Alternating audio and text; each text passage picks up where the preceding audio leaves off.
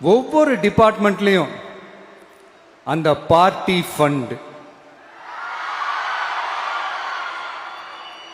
அந்த கட்சி நிதின்ற பேர்ல அடிக்கிற கொள்ளையெல்லாம் இந்த தீய சக்தியா இருக்கட்டும், தீந்து போன சக்தியா இருக்கட்டும், ரெண்டு பேரும் மாறி மாறி இதே தான் செஞ்சிட்டு இருக்கிறாங்க.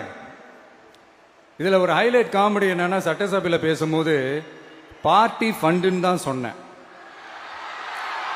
அது எந்த பார்ட்டி, என்ன ஃபண்டு, யாரு, என்ன பேரு எதுவுமே சொல்ல. பார்ட்டி ஃபண்டுன்னு சொன்னவனை எடுத்தாங்க பாருங்க ஒரு ஓட்டம்.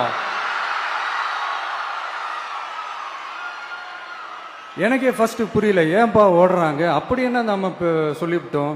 அதான் அந்த குற்றம் உள்ள நெஞ்சுக்கு தான் குறுகுறேங்கும்.